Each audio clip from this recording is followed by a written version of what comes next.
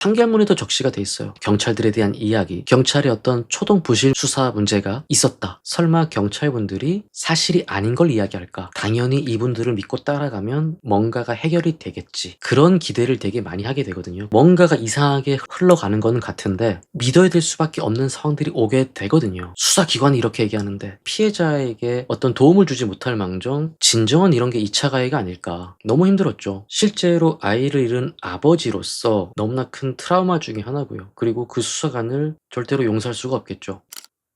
사건이 벌어지고 나서 저는 부검 결과를 들으러 갔었고요. 갑자기 제 앞에 앉아있던 수사관이 이런 말을 합니다. 아이가 제 다리에 눌려서 죽었을 가능성이 있다. 그리고 그랬을 것 같다. 그 당시에 저는 물었습니다. 그러면 6살 난 아이가 약 14에서 15kg가 되는 아이가 사람 다리에 눌려서 죽었던 그런 어떤 사례라도 있냐? 울부짖으면서 제가 오열을 하면서 물어봤던 것 같아요. 근데 그 수사관은 그런 사례가 몇 건 있다라고 이야기를 합니다. 그러나 결국엔 거짓말이었습니다. 재판에서 정말 각 분야의 전문가들이 나와서 이야기를 하기를 6살 된 아이가 성인 다리에 눌려서 질식사로 사망한 사례는 보고된 바는 없다라고 이야기를 했거든요. 그렇다면 저랑 같이 잠을 자다가 제 다리가 버디의 호흡기관 쪽을 살짝 눌렀다고 할게요. 버디는 질식으로 인해서 사망을 할까요? 아니겠죠. 바로 반응을 할 거고 숨을 쉬기 위해서 굉장히 안간힘을 써서 제 다리를 탈출하려고 할 겁니다.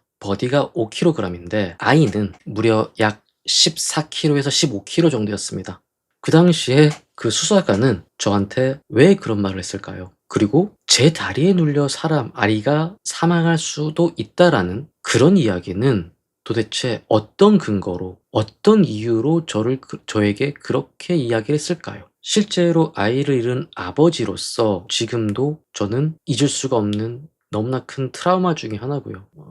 그리고 그 수사관을 절대로 용서할 수가 없겠죠. 잘못된 수사로 인해서 잘못된 결과를 만들 수 있었던 그런 부당한 수사 중에 하나라고 저는 생각을 하고 피해자에게 어떤 도움을 주지 못할 망정 진정한 이런 게 2차 가해가 아닐까. 너무 힘들었죠. 정말 국민 한 사람으로서 아니면 대부분의 피해자 또는 어떤 문제가 발생된 사람들 아니면 수사가 필요하신 분들 가장 첫 번째로 생각나는 게 수사기관 그리고 경찰들이잖아요. 그렇게 믿었던 분들한테 그런 말을 들었을 때 처음에는 아마 그런 생각이 들 겁니다.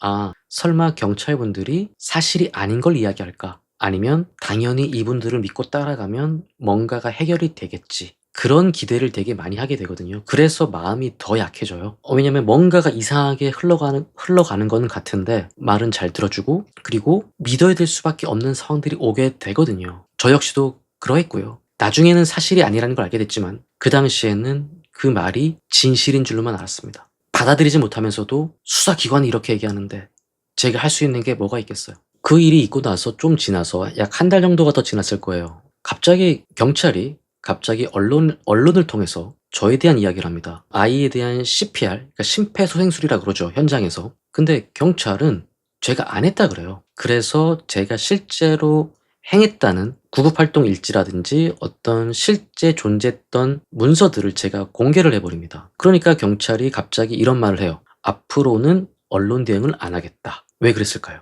그러면서 그랬던 것 같아요. 힘든 것 중에 하나가 그거죠. 사건에 대해서 진실을 조금이라도 알기 위해서 그렇게 슬퍼할 시간도 없이 뛰어다니는 어떤 아빠한테 어떤 자기네들의 어떤 안위와 자기네들의 안전 그리고 자기네들의 명예를 위해서 있지도 않은 일을 만들어내고 그리고 했던 일을 안 했던 일로 만드는 그런 과정들이 저로서는 얼마나 무서웠을까요? 정말 걸어다니는 것도 무서울 때가 있었거든요. 근데 그럼에도 저를 붙잡았던 건 그냥 말 그대로 나는 아빠니까. 그리고 뭐가 되던 그 당시에 어떤 그런 압박과 어떤 위협보다도 뭐 10배, 100배가 더 큰 게 왔다더라도 저는 당당하게 맞서 싸우지 않았을까 그런 생각을 하거든요. 경찰이란 조직은 거대 권력기관입니다. 수사기관이자. 어떻게 감히 저같이 그냥 말도 안 되는 일반인이 그런 거대한 조직과 상대로 싸울 생각을 할 수가 있겠습니까? 그렇게 막무가내로 찾아와서 그냥 억압된 수사를 하려고도 했었고요. 또 하나만 더 말씀을 드리자면 피고인과 대질 조사를 할 때가 있었습니다. 거기 형사과장이란 사람이 굉장히 저를 무시하는 듯한 말투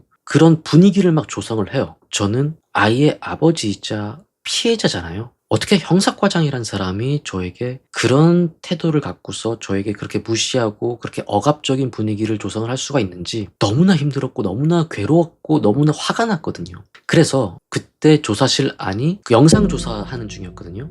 영상 녹화를 하는 중이었고 제가 소리를 지릅니다. "여기 있는 모든 경찰들 잘 들어라. 너희들도 집에 가면 다들 아빠 아니냐? 너희들이 나 같은 일을 겪었다 그러면 너희들은 가만히 있을 수 있겠냐? 그리고 너희 아이들이 그렇게 아이가 사망했다고 하면 니들은 믿을 수 있겠냐?" 제가 고래고래 소리를 지릅니다. 그 순간 한 2 초, 3초 정도는 정적이 흘렀던 것 같아요. 암튼 그랬어요. 진실을 찾고 싶었던 게 가장 큰 이유였겠지만 너무 억울했어요. 실제로 그 당시에 저는 삶의 의미를 못 찾아서 스스로 생을 마감하려 했던 적도 종종 있기도 했었고요. 정말 믿었던 국가로부터 그런 대우를 받고 그런 수사를 보게 되고 어떤 그런 처우를 받았을 때의 억울함은 정말 말로 표현할 수도 없었던 것 같습니다. 정말 그 당시에 저의 어떤 사건을 담당했던 그런 경찰들은 저에게 정말 2 차, 3 차, 4 차 한 100차 가해까지 하신 분들 아닐까요? 그 당시에는 피해자라는 분들이 얼굴을 노출시키고 막 경찰을 공격하고 그런 인터뷰를 하고 신상이 노출되고 그런 경우들이 많진 않았었거든요. 근데 저는 오히려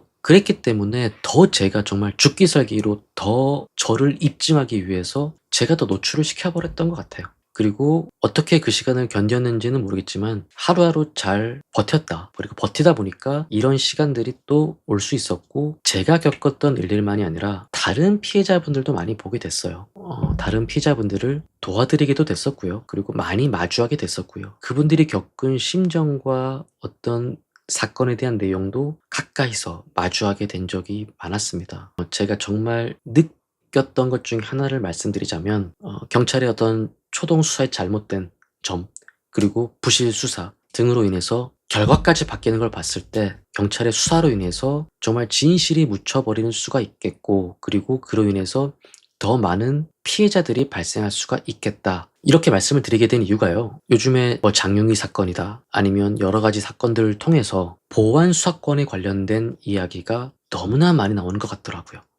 각계각층에서 전문가들, 어떤 시민단체들, 뭐 정치인들, 그리고 그 외에 직접 겪었던 우리의 일반 시민들, 너나 할 것 없이 이런 얘기들을 너무나 많이 하는데 그렇게 그런 사건을 통해서 겪어봤기 때문에 보안 수사권에 대한 문제를 저도 같이 느끼게 되고 판결문에도 적시가 돼 있어요. 뭐 경찰들에 대한 이야기, 경찰의 어떤 초동 부실 수사 문제가 있었다. 결과는 최대한 바뀌지 않게끔 그거에 대한 보완하거나 견제할 수 있는 그런 어떤 수사 환경은 돼야 되지 않나 그런 생각을 좀 하게 됐어요. 만약에 정말 그 당시에 경찰이 초반에 초동 수사를 제대로 하고 저에 대한 어떤 누명을 씌우지 않고 제대로 된 수사, 올바른 수사를 했다면 제가 겪었던 사건 그리고 우리 아이의 사건에 대한 진실은 밝혀지지 않았을까요? 제가 겪었던 사건은 평생 영구미제가 되어 버렸거든요. 물론 제 마음속에는 범인이 있죠. 그 사망의 원인은 타살이 분명한데 이 타살을 행한 가해자는 밝혀지지가 않았습니다. 이것만큼 더 위험하고 무서운 일이 어디 있을까요? 대한민국 국민은